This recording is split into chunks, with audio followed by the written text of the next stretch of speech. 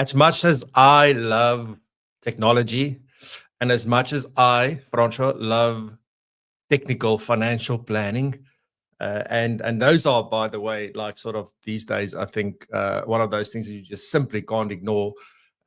What if there's a more powerful way of developing, or more powerful thing to develop, and something that's going to stand your business in a lot more good stead? And what if that thing wasn't technical? What if that thing was human?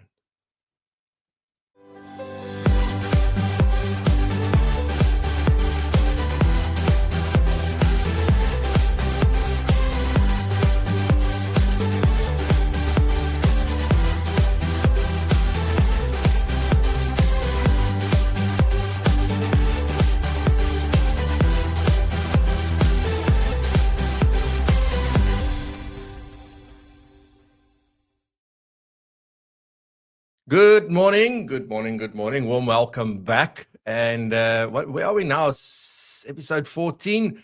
I believe this is episode 298. So we're creeping up on that episode 300 in 2 weeks' time. So excited to do something for the 300th episode. But anyway, welcome back. Fantastic. Today I am talking to Rudolph Geldenhuys, whom many of you have now gotten to know this year. He is hosting one of the segments, and also you obviously have seen him around. He's quite busy on social media, and he's in all sorts of publications and on the radio and everywhere. And he is also the FPI 2024 Financial Planner of the Year, and he is really doing a prolific job in that sense. But I also wanted to talk to Rudolph because there's a man behind the title. There's a man behind the social media. There's a man that I would want to get to know a little bit better today, and to really get into, how does he go about his way of helping clients with their financial planning and a whole bunch of things beyond that. So looking forward to chatting to him a little bit later. Of course, Leilani is back today. She is going to help us understand what's happened in the last week, because when I went to bed last week, Friday, and I woke up, it was Friday again. So, things happen and move fast. So thank you, Leilani, for being here, and thanks for the FPI for sponsoring Current Affairs. Also sponsoring for contributing Current Affairs. They're not sponsoring. They just host it and do it for us. And then also I'm back with Build with AI, and I'm looking forward to just sharing one little thing with you. And then the announcements that you need to know about what's happening in the world of propulsion, and then we'll get into the conversation with Rudolph. Righty, so let me say a warm good morning to everybody who's saying hi in the chat. Thank you so much. Invite your friends. There's some of them not here. Let them know we're live. Terence, good morning. Nice to see you. And happiness. Kobus, good morning. Hope the sun is up where you are. But good morning. Welcome back. Paula Barrow, nice to see you for a change. It's been a while. Thank you. Welcome. Willem Bester, good morning. Nice to see you once more. Lauren, back again. Good morning. Nice to see you. Good morning, Johan. Obviously following the people that he works with closely. So good morning, Johan. Welcome. Liana, good morning. Goeiemorgen. Nice to see you as well. Neil Phillips, good morning. Chris, I haven't even looked out the window this morning. What a shame. Like, it's just been yeah. Albert, goeiemorgen. Nice to see you. Salome, good morning. Welcome back. Thanks for saying hi. Elna Stein, goeiemorgen. Hope you're doing well. Johan Peens, good morning. Nice to see you as well. Sherelle, good back. Welcome back and good morning. It's going to be one of those mornings. Alfred, good morning. Goeiemorgen. Nice to see you as well. Jan van Heijsten, good morning. Thanks for saying hi. Molly Boheng, good morning. Welcome back. Des, goeiemorgen. Des, hope you're doing well. Francis, goeiemorgen. Hope you're doing well. And Arun, good morning. Hope it's a beautiful and warm fall. That sort of seems to be the theme there. Lani is saying good morning from Uitzig Park, which is in Centurion. Fantastic. Righty. So, Kovendra, good morning. Nice to see you. Chriswell is here. Good morning, Chriswell. Nice to see you as well. And Mary. Good morning, Mary. Thank you for joining us. Alrighty. So, ladies and gents, with that, let's get into today's show with all the might that we can, and hand over to Lani for current affairs, the latest news, and everything we need to know about our beautiful profession.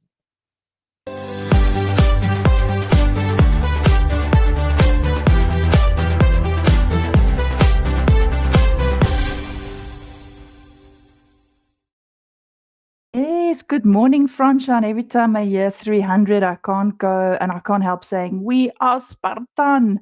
So for those who watched that movie, you're exactly in that scene where he kicks that one person down. So yeah, on that 300 note, Francois, I look forward in celebrating that milestone with you. And yes, thank you for PROpulsion sponsoring FPI and current affairs this morning. So let's scoot right to the Financial Sector Conduct Authority and see what warning came from them. It appears, Francois, and audience this morning, that Stan Lip is a bit in the news this morning, not because of something they did wrong, but something that somebody else did wrong. So the Financial Sector Conduct Authority is warning the public to please not do any business with a financial services business and individuals using the WhatsApp account Stanlip WhatsApp Investment Group and Mzwandile Nkobo with WhatsApp account number 069162 7744. Now, they falsely claim to be associated with Stanlip. Stanlip has confirmed, obviously, to the Conduct Authority that these WhatsApp accounts are not associated with Stanlip at all. So please warn your consumers, your clients, if you see that number 069 162 7744, it is a scam.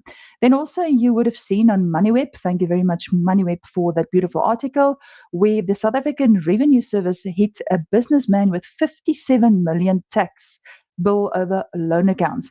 So this is a warning for directors, business owners. So a recent tax court ruling against a high net worth individual known as taxpayer D underscores SARS increasing scrutiny of shareholder loan accounts. The taxpayer was slapped with 57.1 million assessment for undeclared income and interest linked to unexplained increases in his loan accounts across multiple companies that he actually owns. The court found that the taxpayer failed to explain the sources or adequately explain the source of the funds and did not testify, prompting the judge to draw an adverse inference. So the burden of proof, the court confirmed, lies with the taxpayer. We know that. So SARS success in this case sends a strong warning to directors and shareholders. If loan accounts aren't properly managed or explained, they may be taxed as income. So the ruling aligns with SARS' intensified compliance drive, including the Project Amabilians, I'm sure you're aware of that, which targets undeclared income and tax recovery. Now, SARS is on the Amabilians drive because we know the VAT increase did not take place. So we need to gather and collect tax from somewhere. Then a very interesting case that came through last night from the tribunal.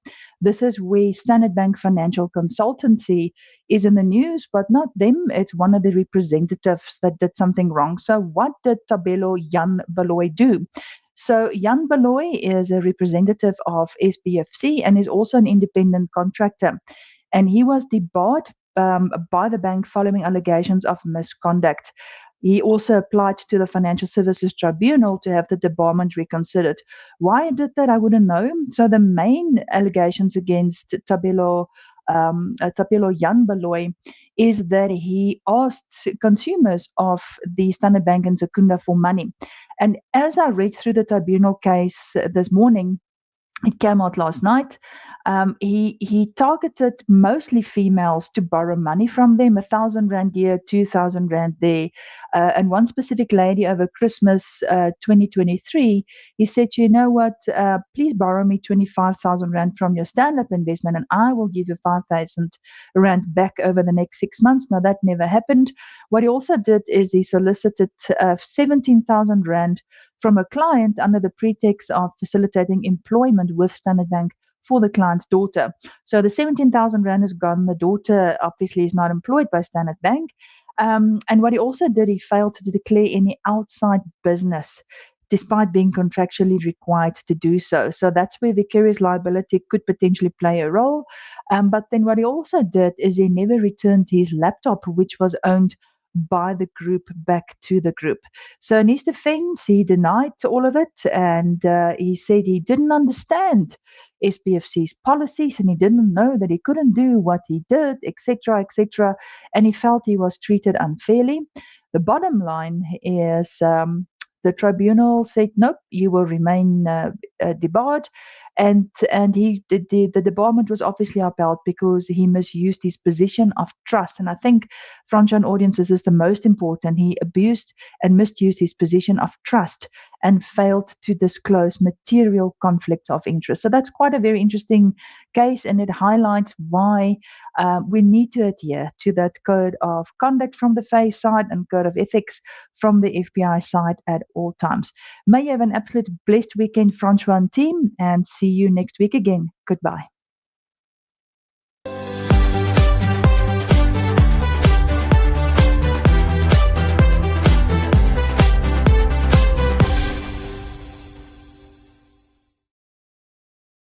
Bye, Donkey Lilani. Thank you very much. Yeah, it's scary sometimes. And it does also go to show that, sort of saying, well, I didn't know, I didn't understand. That accountability is always with the individual. I don't think that is an excuse, when it comes to anything. I didn't know, but it's our job to know. And, if you've been there for a month, it's one thing. If you've been there for a while, it's quite another thing, I think. But anyway, so fantastic for all of these stories. And on that note, let's build with AI.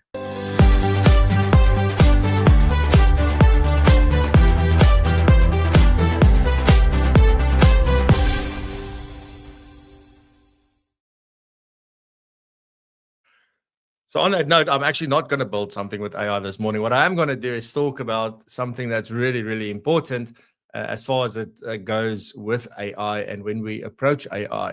And this is why I see so many people go wrong. And I say go wrong, but it's also a very natural thing to do. You first want to do this thing instead of doing this thing first, right? So what are these things that I'm talking about? Yesterday, I also posted a short video clip that highlighted sort of this view. And I find this, when we talk to people about training and sort of the process that we believe everybody should go through, and I say that I believe because I did exactly the same thing. I first wanted to jump into something and just start solving my problems, but then I had no idea what I was doing. And once I got trained in that specific area, then everything changed and everything became so much easier, and I could do things much, much quicker, and I could also do them more consistently. In other words, that the output from the AI was very much more consistent. It wasn't as, why am I getting something completely different than yesterday? I'm using the exact same prompt. Why is that happening?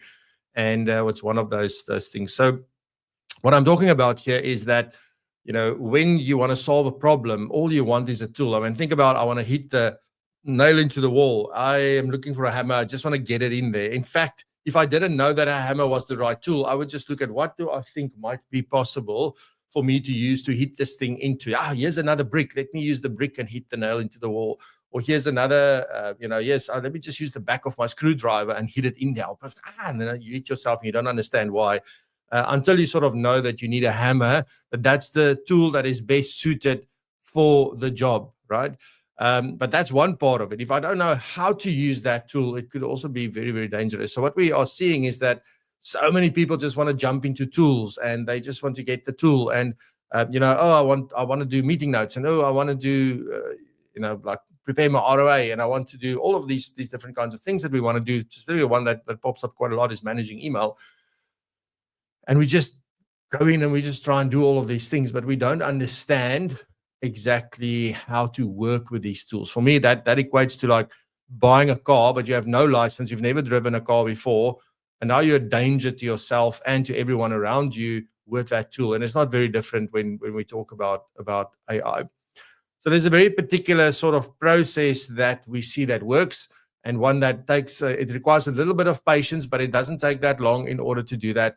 But the first thing is to learn about AI and to understand the limitations and the risks and the possibilities and the opportunities, and then how to talk to these AI tools, because the tool in a lot of cases are very agnostic in the way that we converse with them. What they do and what they put out is very different. So those things are not the same, although you can use one tool to do everything.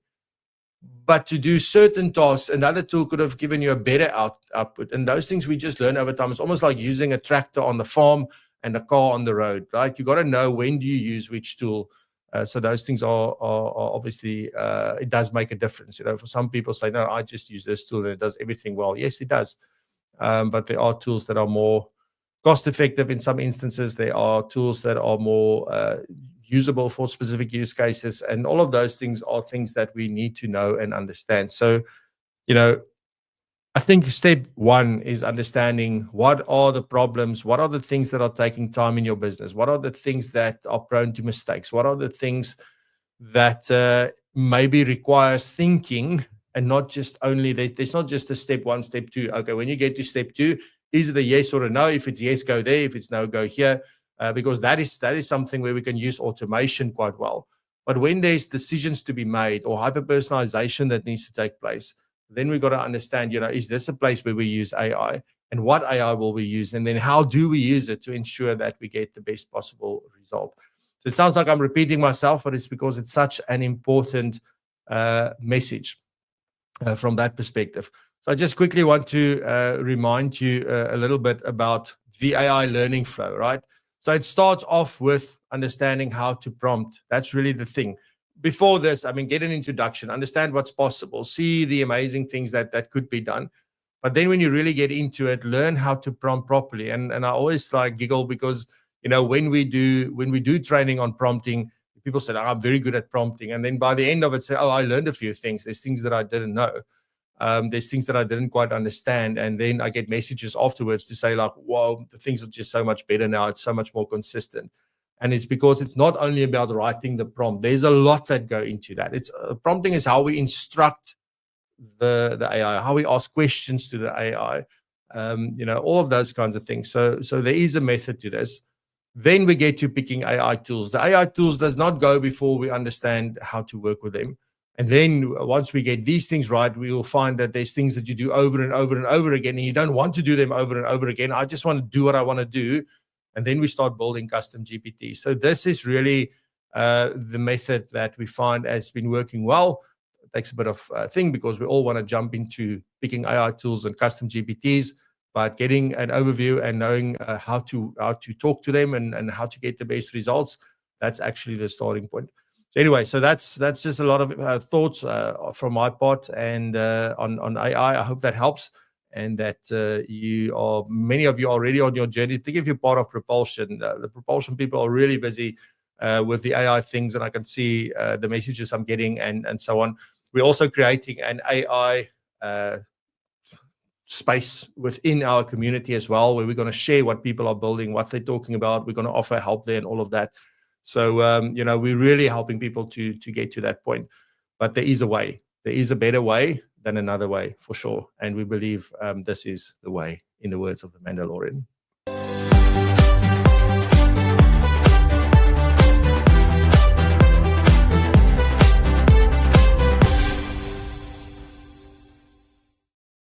Fantastic and amazing. All right, I can't thank myself for that segment. That would be totally weird. But on that note, here is the quick announcements for the week.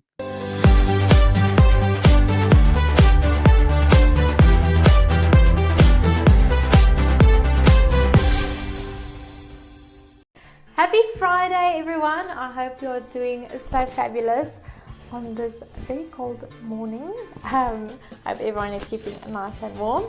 So, right, it's time to mark your diaries and clear your calendars because the next few weeks are packed with goodness. So, let's start with the big one, the Global Financial Planning Conference All-Stars Edition. It's happening on the 3rd of June at the beautiful Hasenthal Wine Estate in Stellenbosch. This is the grand finale of our 5-year journey and it's going to be unforgettable.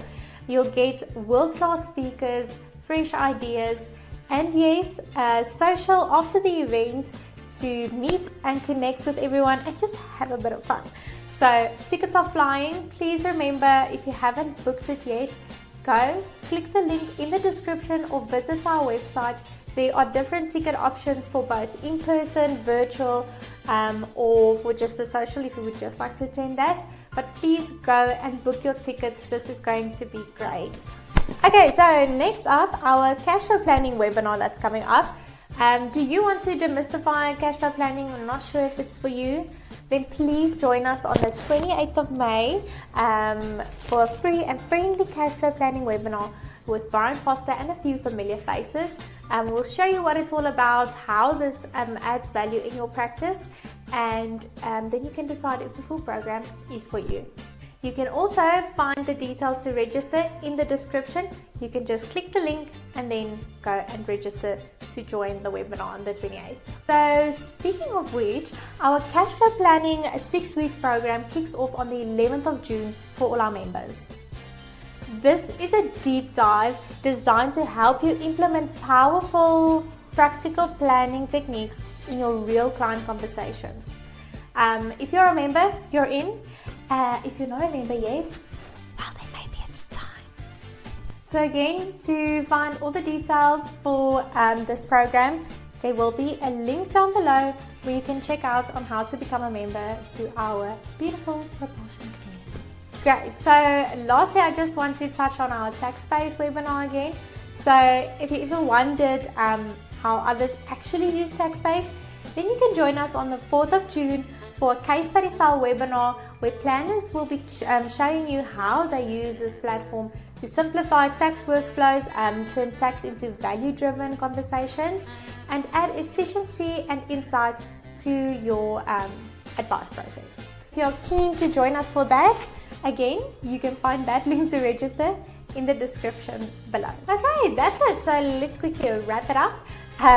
Please go and book your GFPC tickets. It's flying and this is our last one and we want to go out with a bang. So make sure you join us and be a part of that. That's happening on the 3rd of June at Haasendal or virtually online.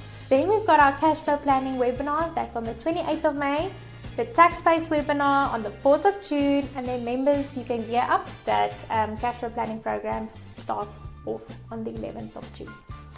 Okay, thank you. Enjoy the show. Bye.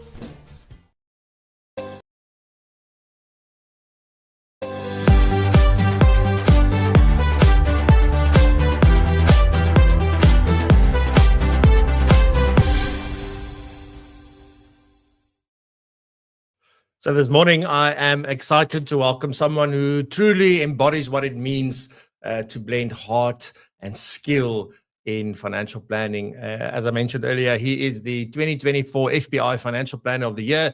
He's also a director of the Firecrest Group and a passionate advocate for meaningful client relationships and for community for that matter. He always speaks about that.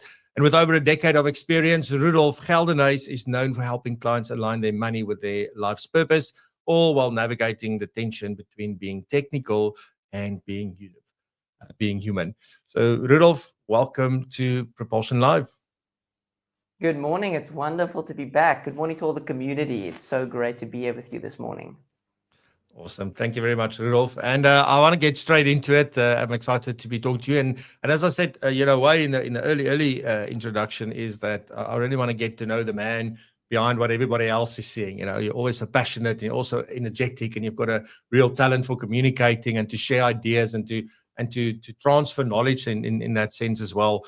But I mean, your approach when it comes to, because there is a part of your life where you actually do financial planning, right? I think sometimes people think we just sit here and make videos all day or just speak in places, but that's not, we've got real jobs as well, along that. So if I think about, I guess I want to start off with talking about your approach to this. If you help clients to navigate the complexity of life and money, what does that really mean in practice? What does that look like? How does it come to life, if you will? It's a big realization that I've had over the last couple of years. I started out in my financial planning journey straight out of university. So very lucky to call the financial planning profession my first and only career so far, and hopefully my last career.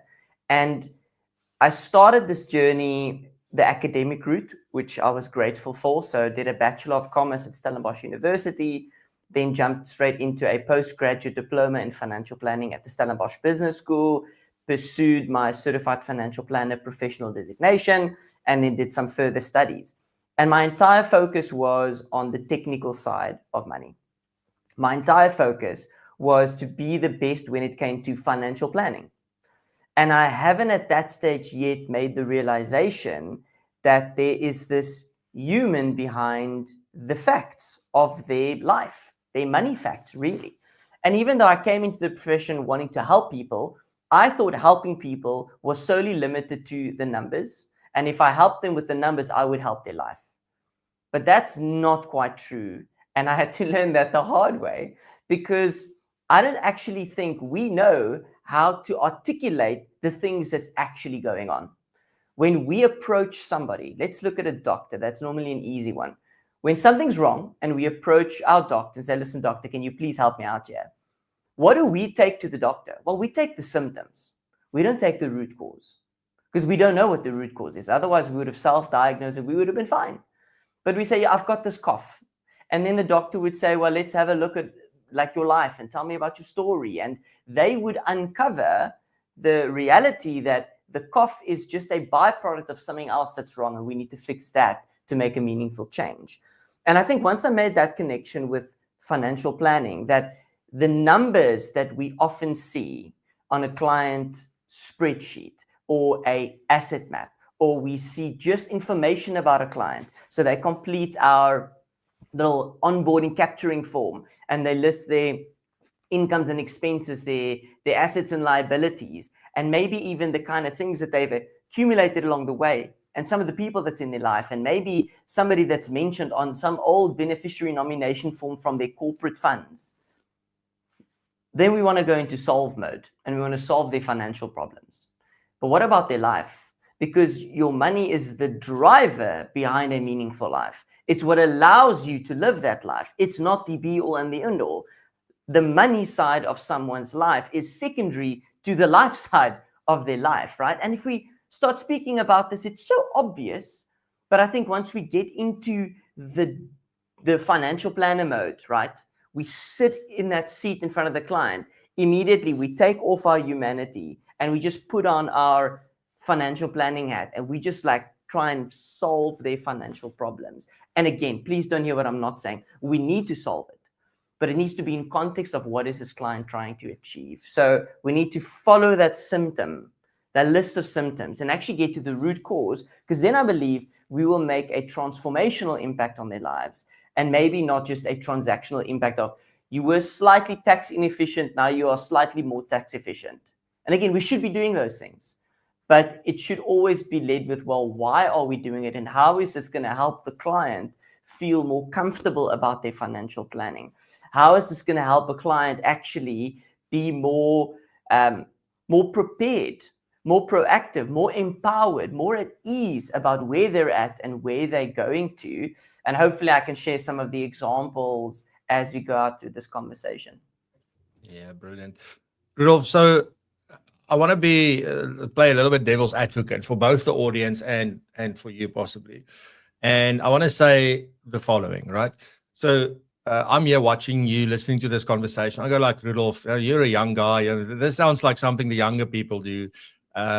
People, even though like you've been around now for 10 years, right? It's been a whole decade already. So, I mean, you are talking from a place of you've seen what works. This isn't theoretical. But I'm sitting here, I've been around for 20, 25, 30 years, and I'm looking at this and I'm going like, you know what? I know my clients. My clients have never complained about what I do. My clients is happy with what we offer. Why should I change the way that I work, assuming that I'm not focusing on this as you've just explained? I'm more focusing on the product and the technical financial planning parts. That's what I am, a CFP after all, So, so just maybe your take on that, sort of forwarding yourself a little bit into somebody that's more my age probably, and saying, well, I've always done it this way. We've never had any issues. People are happy. I know, and particularly this thing about I have a good relationship with my clients, and I know my clients. What are we missing in that probably? I don't think, from my vantage point, that it's a case of you have to change. I want to implore you to change, because I believe you can be even more meaningful in the lives of your clients. Because truth be told, your clients should be happy. If you're a certified financial planner professional and you're doing a good job in the client's best interest, they should be happy. They shouldn't be complaining. And you should know them, because if you know their products, you know their life. If you've done a life insurance policy with someone, You know the kind of things that's going on in the background from a health perspective. If you've drafted somebody's last will and testament, you know for a fact that they've got some people that they want to leave benefits to. If you look after their medical aid, you've obviously helped them through the serious diagnosis of a family member in the nuclear family. You've been involved in the birth of a child. You've seen kids leave the medical aid because they get their own job. So you are part of their life, and that's incredible. And I'm not saying do more for the sake of doing more. I'm saying we are positioned to be a sounding board when clients don't have money problems, but when they've got some life challenges. And we can be very instrumental in their life. We can actually do a lot more than what people think we can do if we want to, and we don't have to. But I'm saying we're so closely positioned in the life of a client that we're probably part of a handful of people that your client would tell everything to. Between someone's spouse and us, we probably know more about them than anyone else would. And what I think we miss out on if we just focus on the numbers is how somebody can live a more meaningful life. Because having a bigger bank balance doesn't always mean that you are happy. Having a better defined solution of products doesn't necessarily mean that you're happy if we fail to help the client connect how their products enable them to live their life. I mean, here's maybe a reflection on that.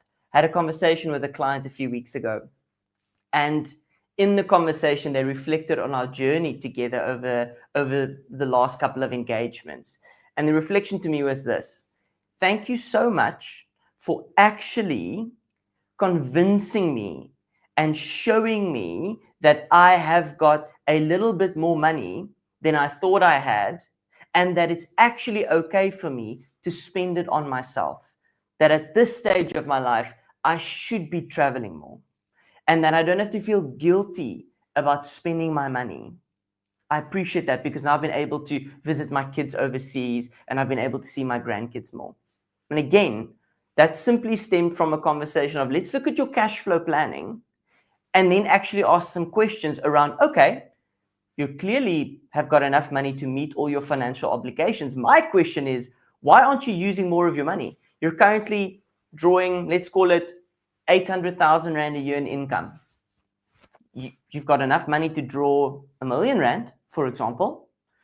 Don't you think you can better utilize that money to actually do the things that you've spoken to me about? Let me help you help yourself to take charge and actually book that ticket to go and visit your child overseas, to book that family holiday, to go on a weekend away with your girlfriends. Why not?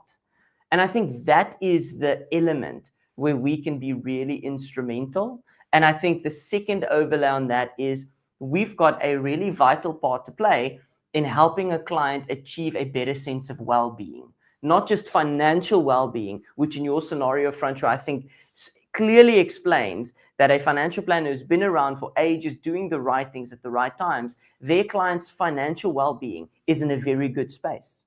But what about their career or their purpose well-being? What about their physical well-being? Because if you don't have a good sense of well-being in all the key areas of well-being, even if your financial well-being is a 10 out of 10, it's not going to feel that your overall well-being is in a great space. So I think that's what I mean by saying we should be doing more because we owe it to our clients to help them live their best life, not their best finances. And then I guess, I mean, that makes a ton of sense to me, right? And I guess the logical follow-up question for me would be, okay, so how do I create the space and the opportunity to have these deeper conversations with clients? Because typically, you know, I mean, if I decide I want to uncover a little bit more about this, I mean, there's obviously a skill and a way to do that. But the first thing is, you know, people are so used to me doing this particular thing when we have reviews or when we have meetings. How do I go about practically creating the space for these deeper conversations? You've already established trust with your client. they already love and appreciate you and what you do in their lives because they're still a client. They keep coming back. They take your appointments. They take your phone calls. So you're perfectly positioned to just be brave and try something new. And you know what? If it bombs, then like you don't even have to do it again. So, I mean, you could just try something new. And if it doesn't work for you, go back to your old ways because it's like you wouldn't have lost out on anything, but your clients trust you. And because they trust you, they're willing to take a chance. They're willing to follow you where you're leading them. And it starts with, I guess, a couple of things. You need to have positioned yourself to somebody that actually wants to listen to your clients. So when a client says, you know what, Rudolph, I'm really worried about the stock market. I feel like things are going to come crashing down. And before I can finish my thought, financial planner Rudolph and me goes, but you know, let me just put your mind at ease. If we look at the current PE of the funds that you're invested in, and we look at where the global stock markets are positioned and the economic indicators that I last week learned from Kevin Lings is this and that and this, like you're going to be fine. And then we expect the client to go, oh, that's perfectly reasonable. Like, I understand that. But they brought you a cognitive question, but it's driven by something emotional. And I think if we do our financial planning jobs and we tackle that problem or the concern cognitively, we feel better because we did a great job and we explained it well. And we think this is rational because we believe people are rational, and we aren't. They aren't. None of us are. So if we work from the basis that we're all irrational, that question has got something deeper in it. So with that client saying, listen, I'm worried about the stock market. Things seem a bit crazy at the moment. Instead of being offended that maybe this is an indictment on the advice I gave, don't make those assumptions. Follow the thread. Say, okay, Rudolph, why don't you tell me more? And start with one question. I'm not saying change your entire approach to financial planning. I'm saying ask one more question. Would you tell me a little bit more about why you feel this way? Why do you say this? What's happened since our last conversation that's made you feel this way? What did you read? What did you see? What conversation were you in? And let them explain. And then once they've explained why they're feeling this way, we can potentially get to the root cause and tackle something that's actually meaningful. Because my concern in the scenario about the stock markets being a little bit all over the place, or my fear that the stock markets might just fall apart, that we actually then follow the thread where they might go, because if it falls apart, I won't be able to retire comfortably. If it falls apart, how am I going to put my kids through university? If it falls apart, what if I run out of money? If it falls apart, would my kids have to look after me? Because that's the one thing I've told you throughout the years. I never want my kids to look after me because I'm looking after my parents and I don't want my kids to do the same for me. I want to leave a legacy for my kids and my grandkids. So I can't afford for the stock market to fall apart. So you can see now in that scenario, it's a very different conversation than just like a fun, like mental conversation around the stock market and the sort of numbers game. It goes a little bit deeper to someone's heart and their emotions.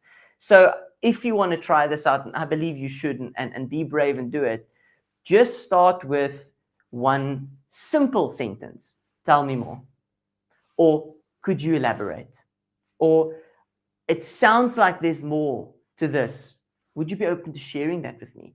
And then don't solve the problem. Like, that's also not why we're here. Like, we are here as certified financial planners and financial planning professionals to solve the financial issues. Like, we can't really solve life issues, but we can be a good sounding board and maybe provide some perspective and some encouragement and some hope when somebody's hopeless.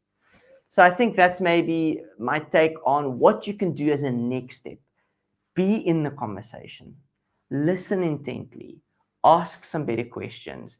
Don't pontificate. I love that word. Like, don't get onto the soapbox for 15 minutes after you gave your clients 30 seconds to say, I'm a little bit concerned about where the world's at. So that's not the place where you pontificate. I heard somebody recently say, if you want to pontificate, write a blog. When you're sitting with a client, It's not about you like sharing your blog post. It's about them. It's their meeting. They're paying you. So they need to talk, not you. And again, don't hear what I'm not saying. Like, there's a job that we have to do, but it should be aligned to what is really top of mind for the client in that moment.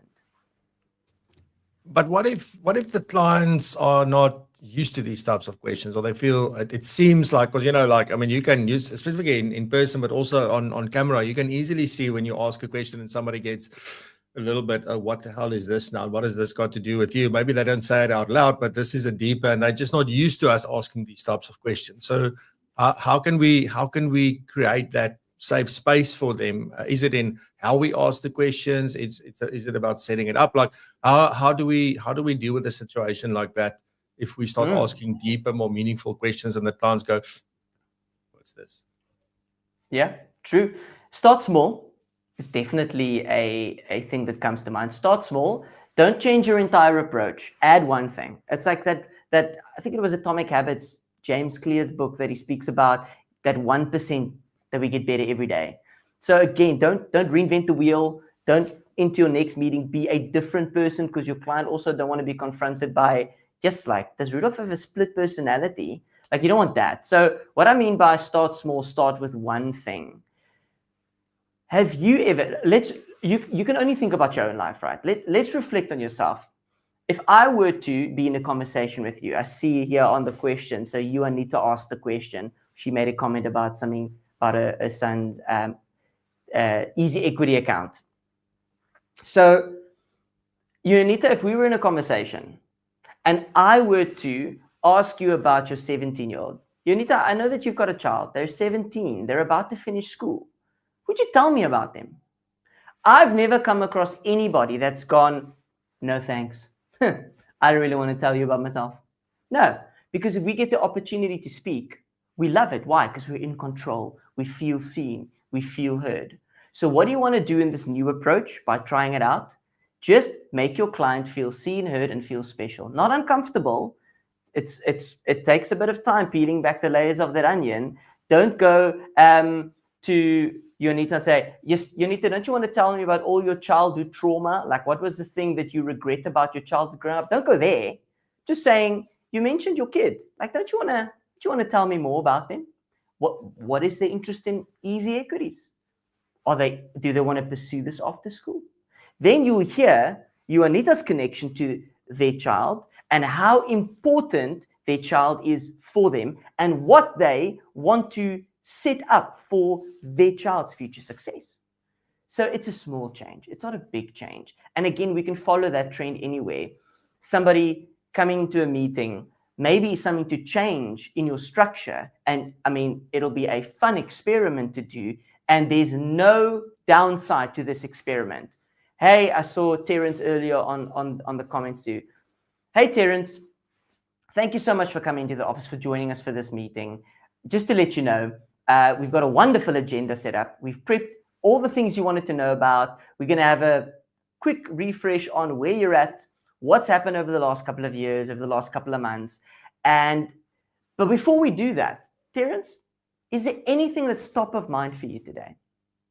Is there maybe something in the back of your mind that you just like you're wondering about?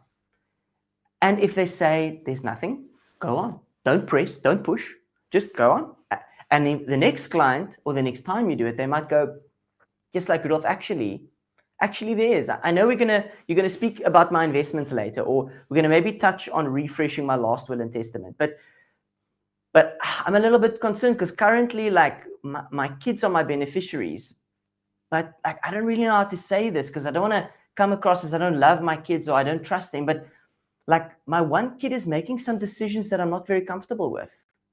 And what do I do in that scenario? Okay, let's update your will. No, tell me more, Terence. Please tell me more about, like, what are you concerned about? So all of a sudden, I had an agenda. I prepped for my financial planning review meeting session with this client. But instead of bringing my agenda to the table, I asked the client to bring their agenda to the table. What do you want to talk about, Terence? What's top of mind for you today? What are you most concerned about? Or what's fun? Like since the last time we spoke, what's happened in your life? Tell me about you. What's changed? What's new? What can we celebrate together? And then follow that trend. If they, for the next 30 minutes, speak about how excited they are for this upcoming holiday with just Terence and his significant other, follow that trend. And if you run out of time to talk to them about their financial planning and there's 5 minutes left, say, listen, Terence, by the way, we didn't even get to speak about your finances today. And you know what, from my vantage point, things are okay. I'm going to email you everything you need to know, everything that we would have discussed. If you've got any questions, let me know. But you're moving in the right direction. Have the best time away with your spouse on this holiday trip. And please send me some pictures. Now I've created connection. I've got a vested interest. And it's going to change future conversations where they know now that I not just tell them that I care about them in their life, but I'm actively pursuing conversations. And what's fascinating about those conversations, there's always something that comes out that affects their financial planning. About this upcoming holiday trip, they're going to go to Europe. But Terence, you don't have any euros at the moment. Like, how can we help you alleviate some of the stress that comes with an upcoming overseas holiday when we know that the rand can fluctuate quite dramatically? It's always fun having more euros if the rand strengthens a little bit, but there's nothing quite as stressful as you thought you had a spending budget of X, but now all of a sudden, because the rand weakened overnight because someone said something on Twitter, now all of a sudden I feel like I can't have that same level of enjoyment of this holiday, and every time I want to swipe my card for that coffee, I convert it back to rands, and I just think we can only have one coffee today. I know we initially said we wanted to have 2 coffees. So by listening to the conversation about this upcoming trip that Terence has got planned, and I hope you have got one coming up, Terence, that then we can help them with some of the practicalities then from a financial planning process. Because I'm sure Terence wouldn't have thought to ask me about the impact on the trip if they were to maybe buy a little bit more euros and not take his rand-based card with him overseas. And it's just one small thing that we can add value in. There's obviously this tension between the technical and the sort of focusing more on the person and their journey and their life circumstances and so on.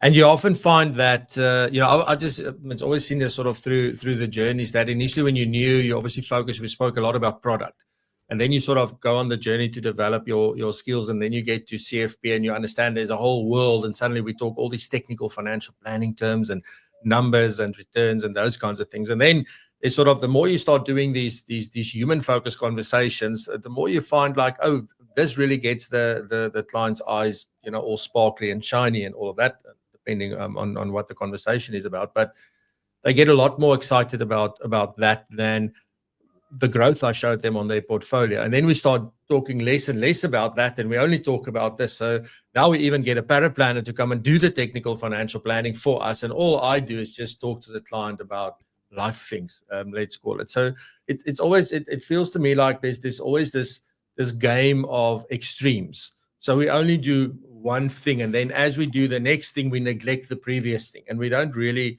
think about how do we keep this conversation sort of balanced, probably.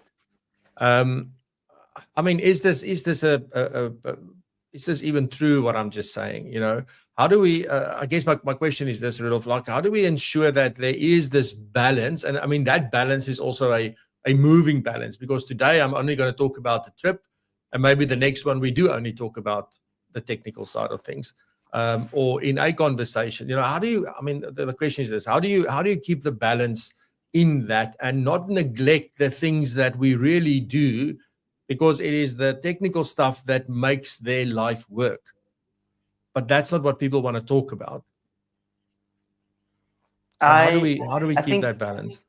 Yeah, you're spot on, Francois. And I think using the word balance is wonderful, but maybe a word that I've been drawn to using more often is the word tension. There's this tension between the technical side of money, which is where we use our CFP designations, and then there is the personal side of money, which is the hopes, the dreams, the fears, the ambitions, the needs, the concerns, the blind spots, the biases, the humanity. And the tension is in knowing when to draw in what. Because as a technical financial planner, we can simply focus on the numbers. Yes, and obviously I agree with you. Neil just said it now. It's always people first, numbers second. So we've looked at the person. I've asked Neil about his life and his family and all the circumstances, and I've looked at their numbers, and now I start helping on the numbers, because obviously if I help the numbers, it's going to help the life, right? But then we can only place focus and emphasis on making sure your financial plan on the numbers is rock solid. And then we can neglect actually figuring out, okay, but how would it feel if this plan goes well? Or what if the plan doesn't really go according to plan? How would it feel then? So then I can spend all the rest of my time only speaking about the feelings and how someone's doing and about their kids and about their grandparents and about this and that. And again, I don't think it's one or the other. It's this tension, knowing when to bring in the technical when it's human, and know when to bring in the human when it's technical. One model that I really love that I learned from sort of a behavioral coaching course I did with Rob McDonald from Fundhouse is what we call the head, heart, and hands model. It's simply getting a sense of where your client's at in that moment. So I'm meeting with Francois, and I can see that Francois is just like in his head. He's literally going down the road to be completely paralyzed by his level of analysis, that analysis paralysis sort of downward spiral people go into. So in that scenario, I need to get Francois out of his head. So I can do one of two things. I can either go to his hands or I can go to his heart. And maybe I can do both. So Francois, you did a lot of homework, a lot of research, a lot of thinking about which ETF is right for you and which ETF platform's right for you. But you still got 17 questions around, but is this the best benchmark? And I can only see the TER.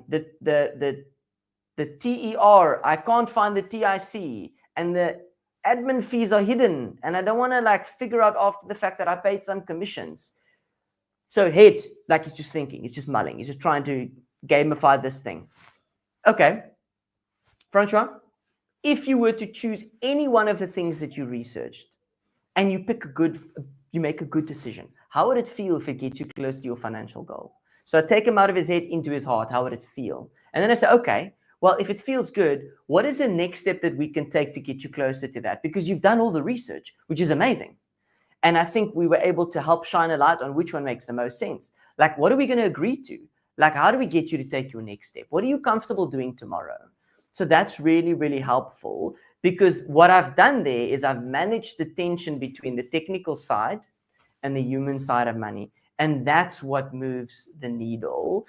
But I was on this journey, and it's so wonderful being in community because I've got a lot of wonderful mentors in the financial planning profession. And me, like probably about 4 years ago, I had a cup of coffee with Kim Potgieter, who you all would know from Chartered Wealth. And I grappled with this. I was like, Kim, I'm a certified financial planner, but I've done this coaching course and I feel it's valuable and I want to help manage the tension between the human and the numbers. But like, I don't know, like I'm stuck. Should I pursue coaching? Should I get a coaching designation? And she stopped me dead in my tracks. And I love this. She goes, Rudolph, you're a certified financial planner. People come to you for advice. Use coaching as a way to do that better. And I was like, oh, thank you. It's helpful. It's helpful to be reminded that we can't neglect the technical side of money. That's why people pay us fees, right? The fees are linked to oftentimes the product or the invoices that we levy. And what do the invoices say? Financial advice. So we can't walk away from that. But what does managing the personal side of money do? What does being more human and focusing on what moves the needle for that human being do? Well, it makes us better financial planners. It makes us deliver our advice and implement our advice more seamlessly. It gets buy-in from a client because we've empowered them to understand what's going on in their life and how all of the decisions that they have at their disposal and the ones that we recommend get them closer to the life that they've ultimately dreamed of, so that they've got a better sense of well-being. So not one or the other. Let that pendulum swing every now and again, but remember that it's a tension that we need to manage with our clients. There's so much in there. that I would have loved to unpack more. But this gives you a good taste, and I think this is sort of a conversation we should also explore deeper, Rudolph, possibly somewhere at a later stage.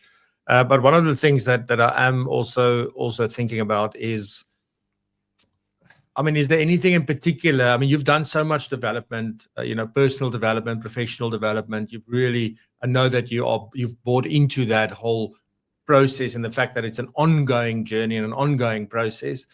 Is there anything in particular that you're exploring at the moment? I mean, just after everything else that you've done, because you've obviously done your CFP, you've done the coaching course. I believe you did or are doing the transitioners planning things. I think, I'm not sure. You can correct me if I'm wrong. But is there anything else in particular that you're possibly exploring to help you add more value to clients at the moment? Yes, there's a couple of things top of mind. So I'm thinking about, well, first and foremost, I probably need to do a couple of business courses, because at the moment, like, I'm about, let's call it almost 8 weeks in of being an owner of a financial planning business. So with my business partner, Gareth. So that's like a learning, because in my previous role, I had client responsibilities, but I had no business related responsibilities. So maybe I should do like a business course. But then I want to get to a rhythm where every time I do additional training, one's technical, one's human. One's technical, one's human. So I need to just finish off my certified financial transitionist exam. So I want to tackle that this year. Already did the core training, which was amazing. Already implemented so many things that's really deepened my client relationships. Just need to write the exam so I can use the designation. But again, the designation is neither here nor there. If you've done the training, it's wonderful. So the next thing that I'm thinking about is maybe doing something in taxation. Maybe doing, I think in the old days, they called it HTIP tax. I don't know what it's called now, but that's always helpful. Maybe becoming a registered tax practitioner, not in order to do people's taxes, but to know more of the back end of SARS and just maybe get some better understanding on that. That could be helpful. It's mulling that over. I'm pulled to the idea of doing a master's in financial planning. So I need to find a higher institution of learning to do that. So exploring a couple of options there.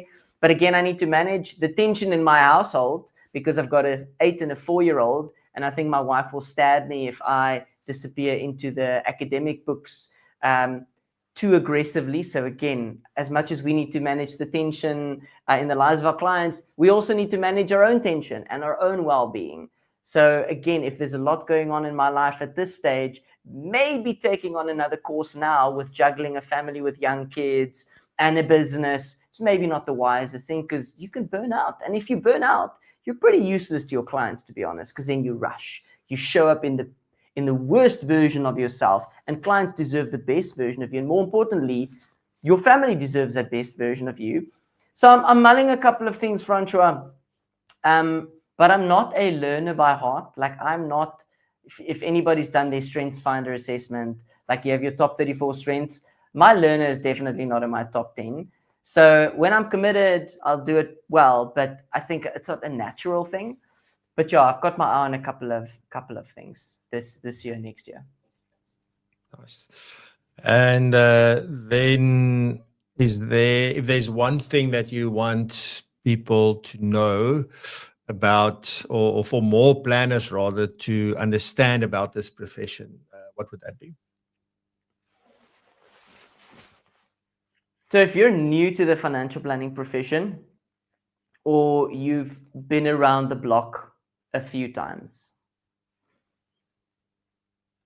in both scenarios, I think the one thing we need to stop and think about clearly and realize and remind ourselves and renew and refresh, it's this: your clients need you. Your clients need you desperately. They don't need you just for the numbers, although it's an important responsibility. They need you because life is wild, and it's always been wild, but I think it feels like it's getting more, and there's so much to navigate. And we can be a catalyst to move somebody from confusion to clarity, to move them from hopelessness to hope, from overwhelm to order, from I've got no clue how I'm going to get through the day to, you know what, I know my next step.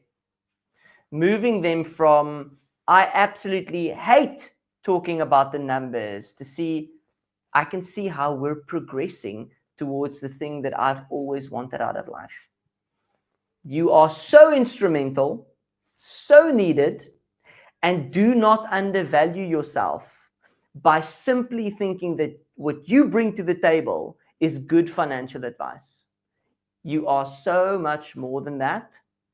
And I think if we move in that direction, our companies, our jobs, our businesses that we are building, they move from the red ocean, where it's just a competition for more, to a blue ocean where there's no competition. People come for you. I've seen you, Anita, again in some of the comments now.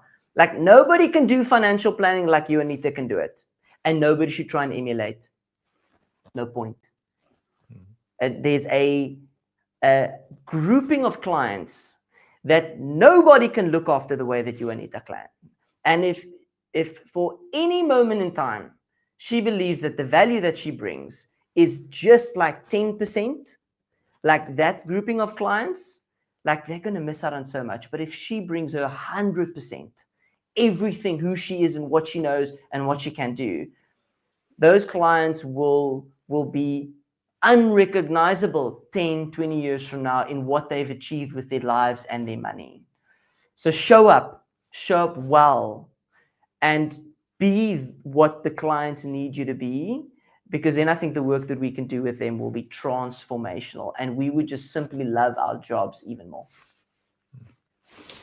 Amazing stuff. Rudolph, thank you very much for joining us today for this conversation. Really enjoyed it. And there's so many things I still want to unpack and talk about, and we will make some time to do that. But thank you so much for sharing so openly, and for well done on your journey. I think it's something that you can look back on and be proud of. Even though I'm sure there's always this thing about like, maybe I should have done that 5 years ago. I should have done that 10 years ago. I mean, there's always little moments like that, right? But be that as it may, keep on doing the fantastic job. All the best to you and Gareth with Firecrest, and we wish you all the best with that. If you want to connect with Rudolph, obviously LinkedIn is the place. Rudolph is also a proud PROpulsion member. So if you, for those that are members on the platform, you can also obviously reach out to Rudolph and have some conversations with him there. Rudolph will manage his time. Just understand that. He also has a real job. But you're more than welcome to connect with Rudolph on that basis. So Rudolph, thank you so much for your time, and we wish you a wonderful weekend. Thanks, everybody. It was wonderful to be here. And yeah, see you guys on the community.